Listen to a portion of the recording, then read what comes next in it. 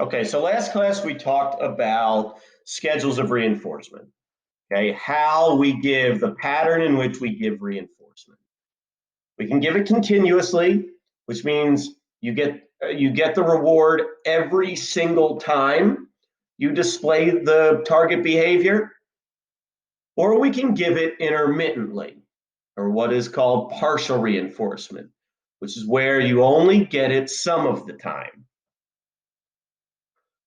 These schedules tell you when the reward is going to come. There are 4 of them. A fixed ratio schedule. Fixed means it's set, meaning you know exactly when the reward is going to come. Ratio means it's based off of your own behaviors. Okay, so fixed ratio schedule is after a certain specific number of a behavior, you get reinforcement for it. Okay, so fixed is set, ratio is behavior.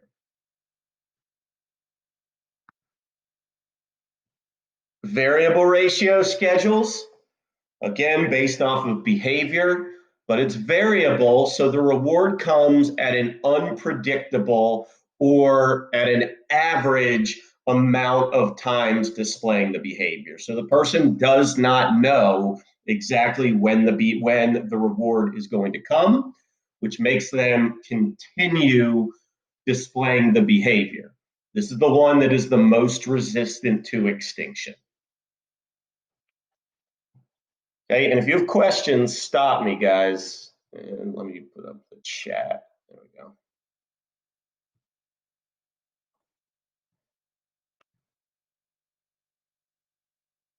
All right, a fixed interval schedule. Interval schedules are based off of a length of time.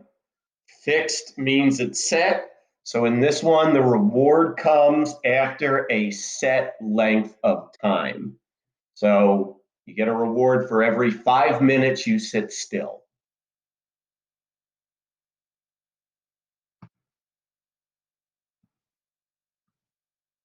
And then lastly, the variable interval schedules. All right, so still a length of time, but it's an unpredictable or average length of time. Okay, so you get a reward for sitting still for 5 minutes, and then 3 minutes, then 9 minutes, then 12 minutes, then 4 minutes, and so on and so forth. Okay, all right, are there any questions about schedules?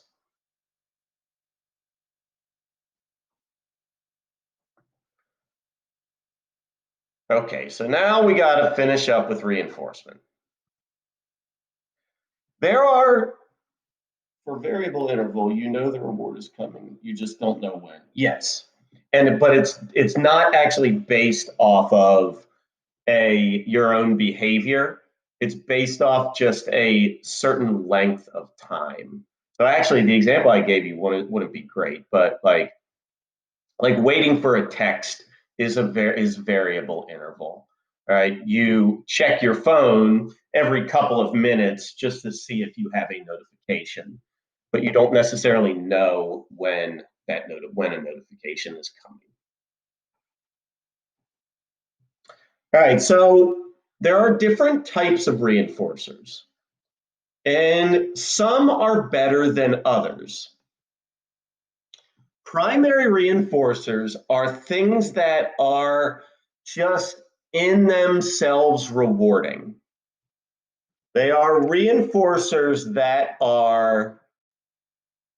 we don't have to learn are reinforcing. And they are reinforcing for pretty much everyone. Right? So for instance, these are things that like biologically we want. So what might be an example? Anybody have an idea? What might be an example of a right? But Dilly says food. Yep, food is a primary reinforcer. Okay, food is reinforcing for everyone. Now, we might all like different foods, but food itself is biologically reinforcing. Can we think of any other examples? There aren't many of them with humans anymore, but there are a few.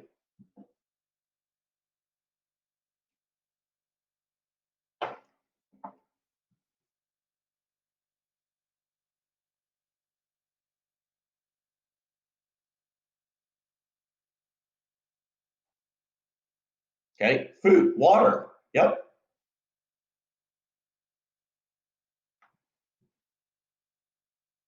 Any other ones? There are a couple more. Giving treats to a dog. Well, that's food, yes, but the dog learns that they like the treats. But again, these are things that are just simply biologically reinforcing, and we don't have to learn, like, we don't have to associate them with anything else. Food, water, sleep, warmth, comfort, avoidance of pain, sex. Okay, right? All of those things are biologically reinforcing. They are, for the most part, reinforcing for all of us.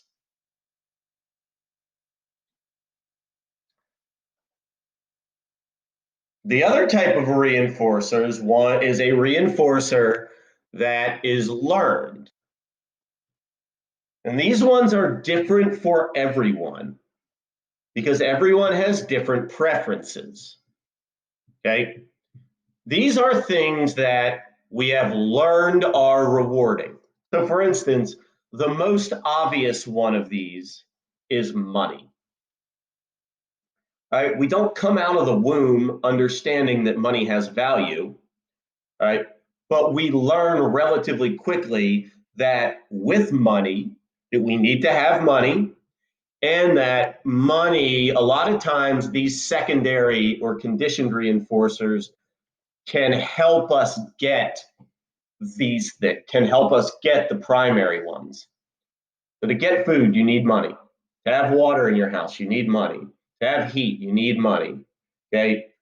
You can use money to get sex if that's what you're into. Okay.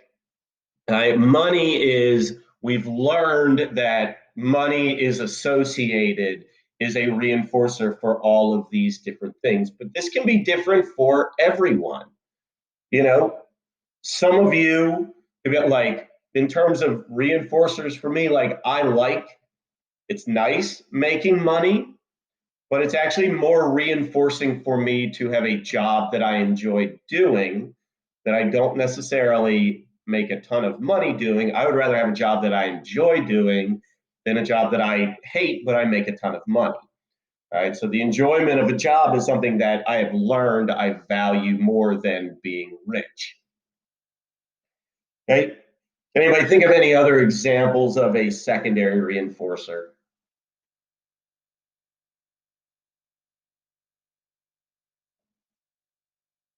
Good grades. Yeah. Okay. Some of you all care a lot, too much, about your grades. Some of you, it doesn't really matter. Okay. You're like, yeah, I'm fine. Okay. All right. So the reward value of not all rewards are created equal. Right. And for everybody, different things are reinforcing for everyone. All right, so primary unlearned biological rewards, conditioned or secondary reinforcers are things that we learn have value and can a lot of times help us get these primary reinforcers.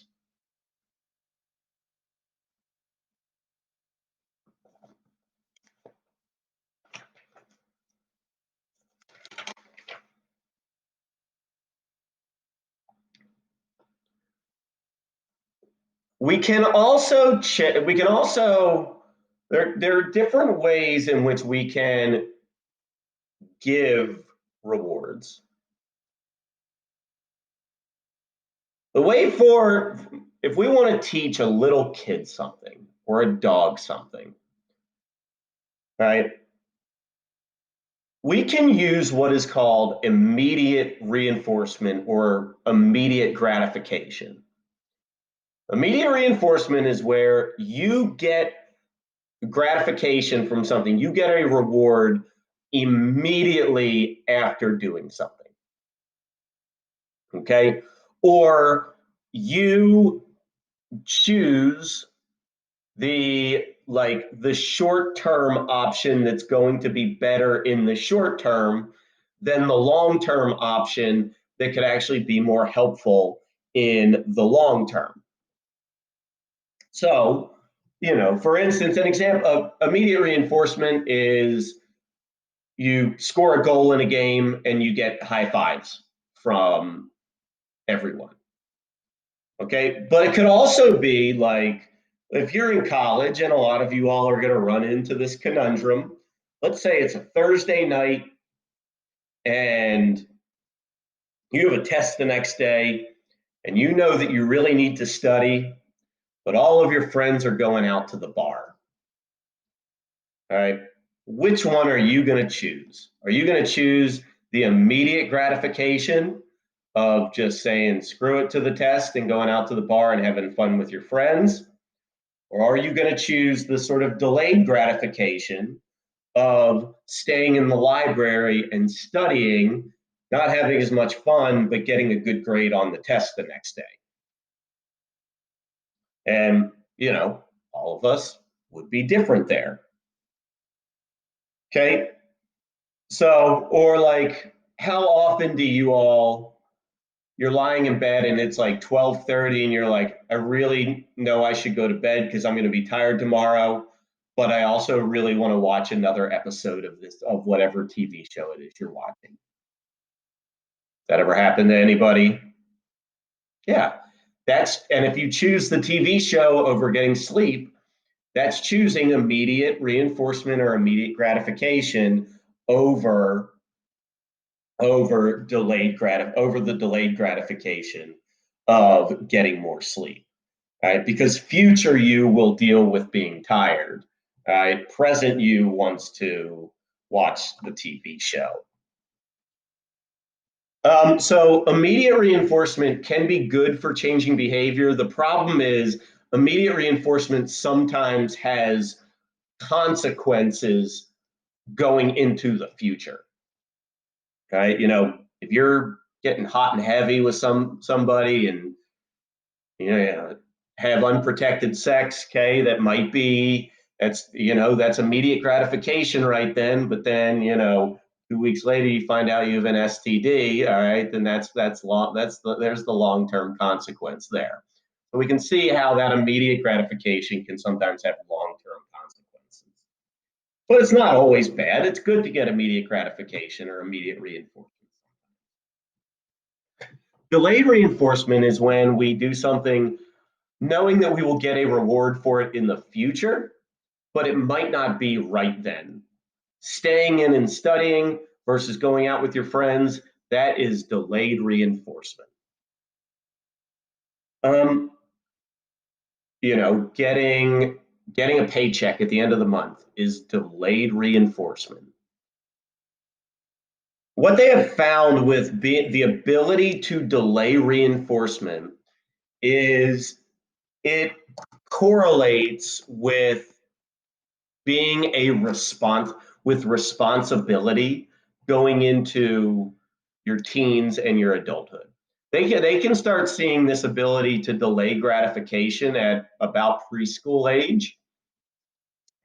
And they found that the ability to delay gratification at a young age leads to people being more conscientious and more responsible at an older age. They have also found that kids that have multiple siblings are better at delaying gratification. Why might that be? If you have multiple siblings, why might you be better at delaying gratification?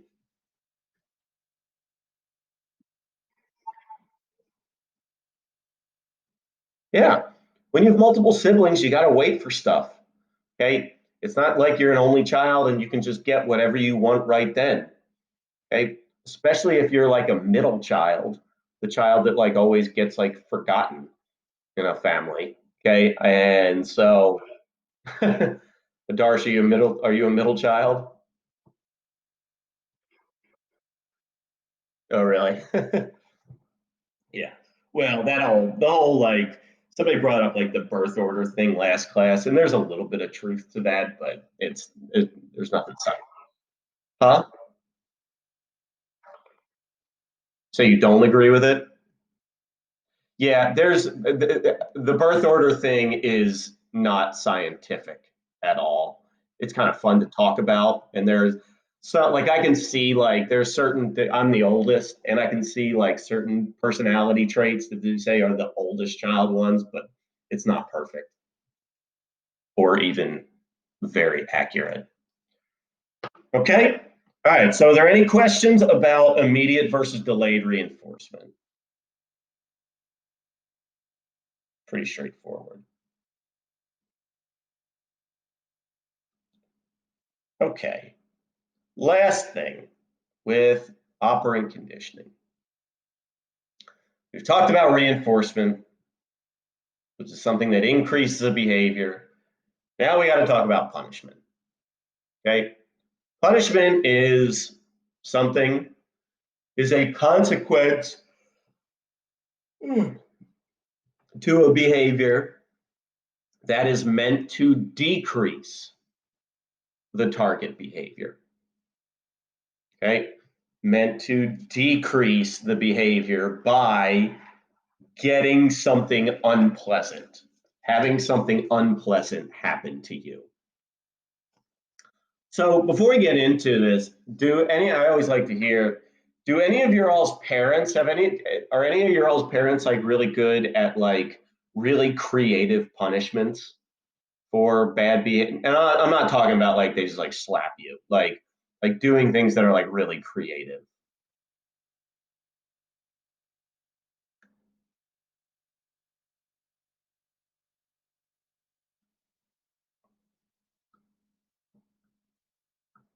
No, nobody. You all just get yelled at.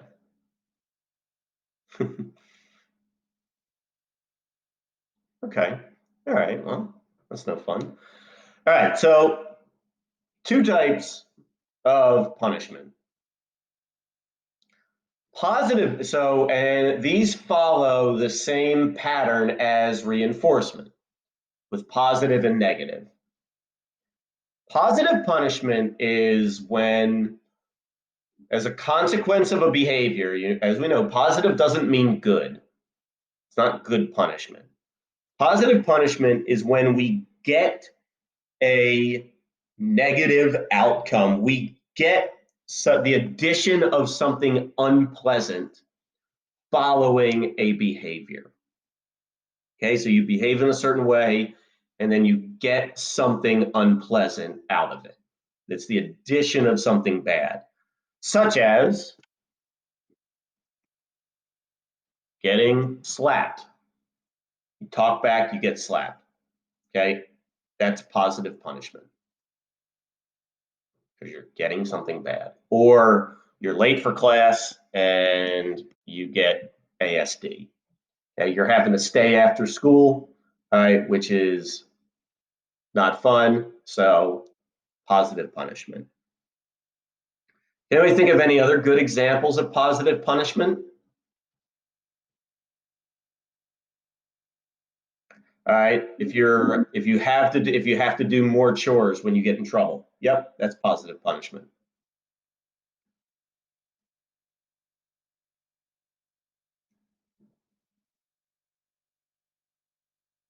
Anybody else?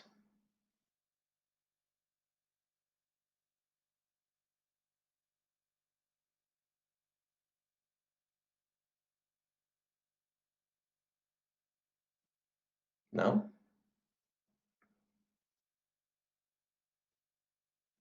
All right. Adding on more time being grounded. I guess the addition. So being grounded is actually negative punishment because it's taking away your freedom. all right, which is something that, so it's taking away something. Okay, if anybody's ever had like their mouth washed out with soap for saying for cussing or whatnot, that's positive punishment.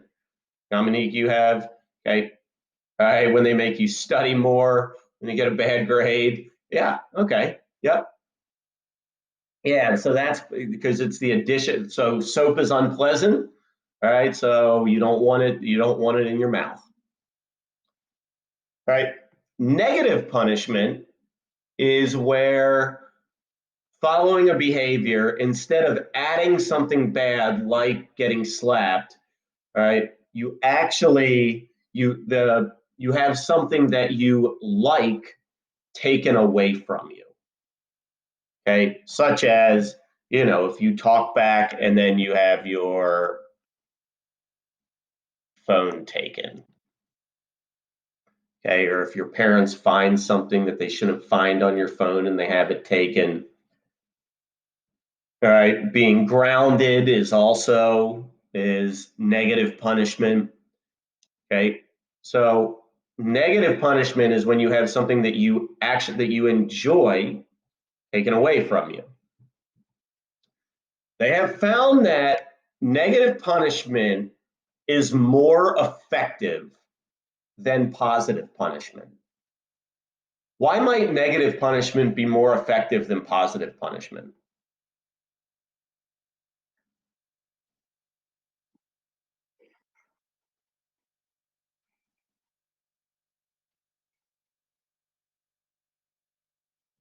Yeah.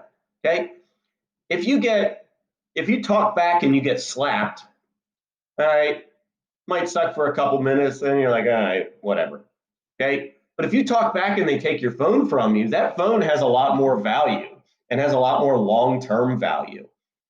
So negative punishment, having something good taken away from you, is more effective than having something bad happen to you, because the thing that's bad that happens is generally more short term. Now, what they have found with punishment in general is that punishment has to be immediate. If it's not immediate, it loses its value. Okay. For instance, like, if you have a puppy and the puppy pees on the carpet and you don't catch the puppy doing it, then you catch it like 45 minutes later and you go and you put the puppy's snout in the pee. That's not effective. The puppy doesn't understand what's going on. Okay. Same thing with you all, kind of. You need to, and all of us, it needs to be swift. And it actually doesn't really matter how severe the punishment is. The biggest thing is that it is swift. They have found that like really harsh prison sentences for crimes do not deter crimes. Okay, there was a thing I think it was in California, it was the three strikes law, where if you were like caught with like, let's say that you were caught with marijuana 3 times, on that third time, even if you were caught with like a very small amount of weed, right? They would impose the maximum sentence that they could. Like, so it could be like you could be caught with like less than an ounce of weed and they give you like 50 years in prison. All right. They found that by doing that three strikes law did not deter people from committing crimes, because the severeness of the punishment doesn't really seem to matter. The thing that matters the most is getting caught right away for it. Okay. So now, as we have talked about already, right, psychologists have found that, in general, punishment does not really work to modify behavior. And one of the things that they have found is that it can actually have a negative effect, especially on children. So what I want for you to do is, you can see here on this collaboration slide. All right, so there's a question. Psychologists have come to believe that punishment does not work to modify behaviors and may do more harm than good. Why might this be? What harm could punishment be causing to children? I just want you to brainstorm real quick and put your thoughts in here. Okay, put some of your thoughts in here. I'll go through and I'll approve them before they come in. But yeah, just kind of put, why might punishment not be that effective and may actually have um, some negative after effects. All right, so go ahead and do that real quick.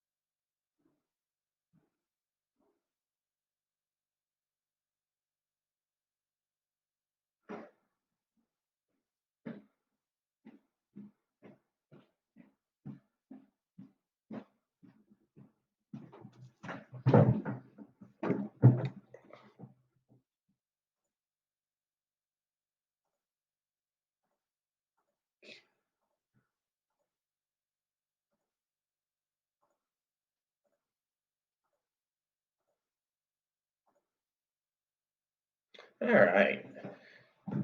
Okay, all right. So, yep, you learn how to get away with it. Okay, learn more efficient ways. Try to work around it. Find ways around it. Okay, all right. You may start to resent the giver of the punishment. All right, all these are correct in what they have found with research. Um,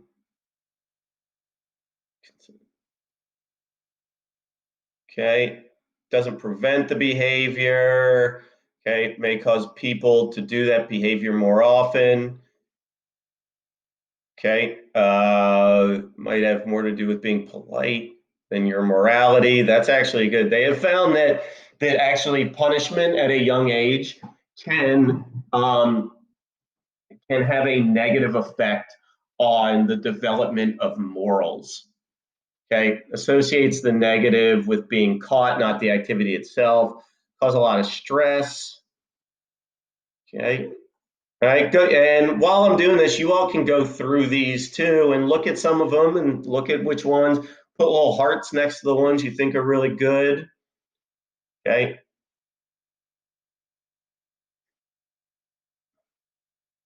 Okay. If it's physical, they have actually found that physical punishment at a young age can cause the child to become more aggressive at an older age, because what they learn from this is that the way to cope with, they, instead of coping with feelings, they just learn to use physical violence instead of emotional coping mechanisms. Okay, all right, so all of these are, yeah, all these are really, really good. Okay, makes them avoid it. Okay, yeah, can cause resentment towards, can cause fear towards, if you know, if you have a teacher that is just like, um, just like punish, punish, punish, punish, punish, eventually it loses the effect. And that happens a lot. Does anybody in here have parents that just like are real big with punishment? Like that just punish for everything and they maybe go like over the top with it? No?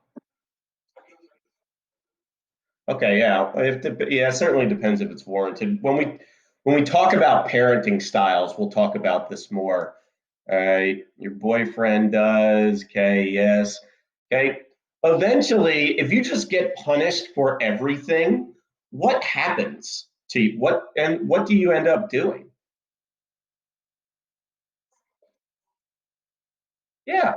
All right. It doesn't matter. Okay, you're like, all right, whatever. Like I'm gonna get punished either way, so might as well just do it. Okay. Yeah, it loses its overall effectiveness. Okay. Yep, and this is what B.F. Skinner said. All right. So B.F. Skinner said, "So punishment tells you what not to do. Reinforcement tells you what to do." So what we should be focusing more on is focusing on positive behavior, pro-social behavior versus punishing the anti-social behavior.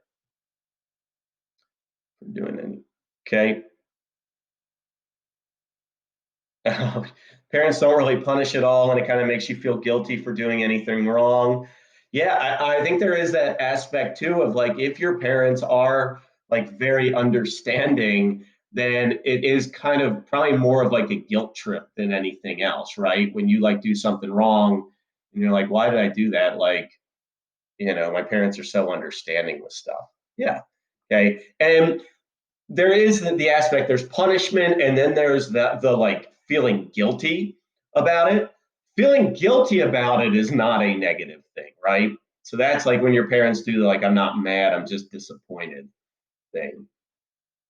Like that's a lot harder than the punishment. All right, so almost done. So let's just do a couple of examples of punishment, just figure out if it's positive or negative, and then I will let you go. All right. Your parents catch your boyfriend or girlfriend in your bedroom with the door closed, so they take the door away. Anybody ever had your door taken away for one reason or another?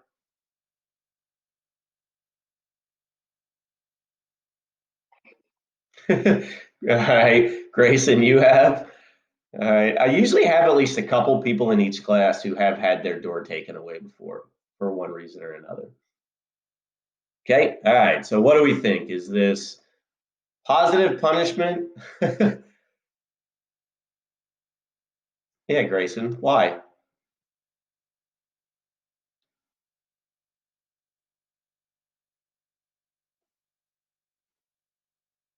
So, been with the girlfriend. Okay. All right. Yeah.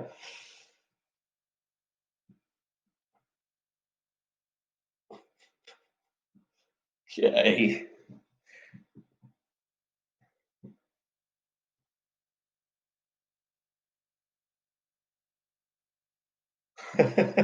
Just came and took it down and like, wow. What do I want to ask what poggers or PogChamp means?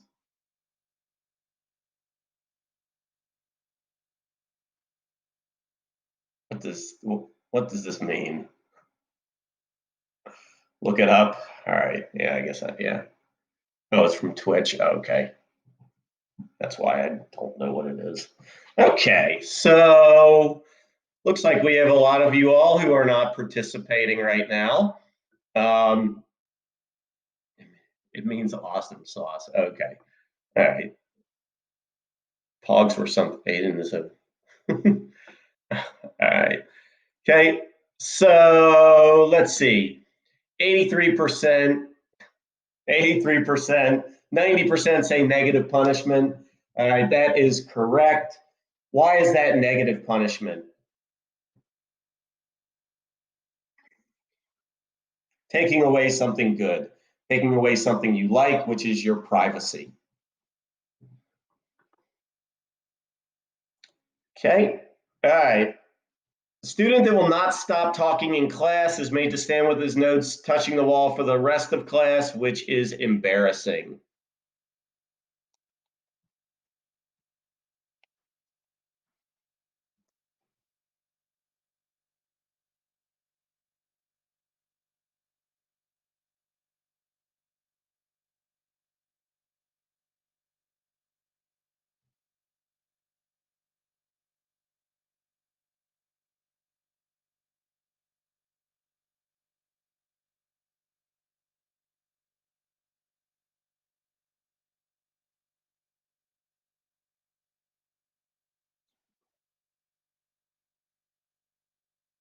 Oh, okay. So, popular Twitch emote used to express excitement or hype.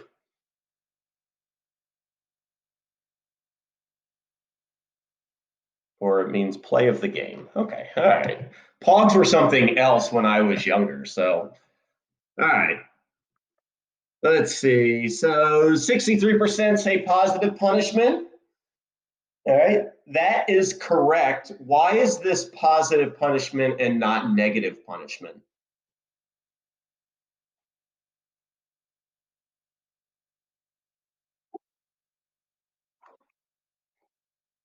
All right. They'll stop talking and it's positive punishment because it's adding something unpleasant, which is embarrassment. Yes. Okay. What did POG mean when I was a kid? So back when I was a kid, there were these, I don't even know what the point of them was, but POGs were these little round cardboard things that you collected and then did. I had them, but I don't know if I ever did anything with them. All right, but look them up. Look up like Pogs. You can probably find them on like eBay. They were point. They were completely pointless. Very like '90s type toy. I think you like threw things at them. I can't remember. I don't know. Okay. All right. You buy AirPod Pros from Facebook Marketplace and they stop working within a month since they are fake. This one is from personal experience. I thought they were real and they looked real. They hadn't even been opened yet, but they stopped working after a month.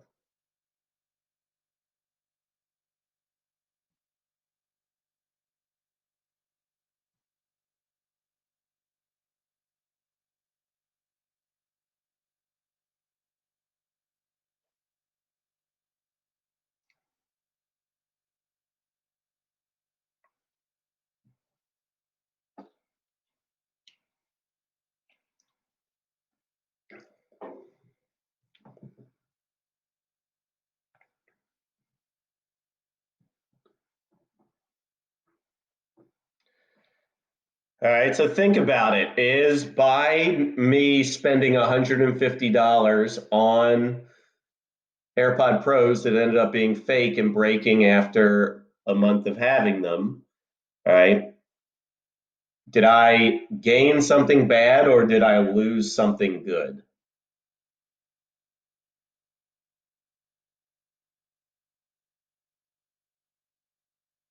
Okay. All right, 80%, 83% say negative punishment. That's correct. All right. What did I lose that was good? Money and the ability to listen to music on headphones. Okay, so took away two things that are enjoyable. All right, and we'll do one more. Your dog is shocked every time it tries to leave the yard.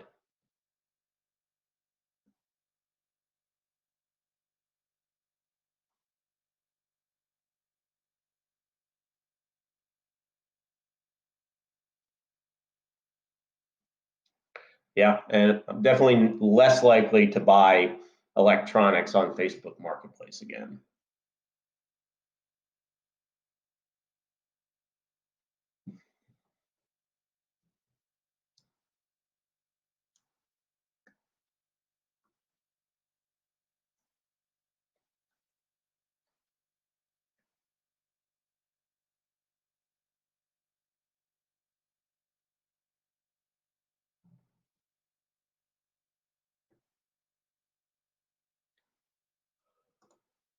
All right. Ugh. Okay. 80% say positive punishment. That is correct. Why is this positive punishment? Okay, that's going to be the effect of it, but what is the punishment that is being given for it? Yeah, pain. Getting shocked is positive punishment. Okay. So, and because of that, they will then avoid the edges of the yard, so they'll start staying in the yard. All right. Okay, guys. So, all right. So, next class, we'll finish up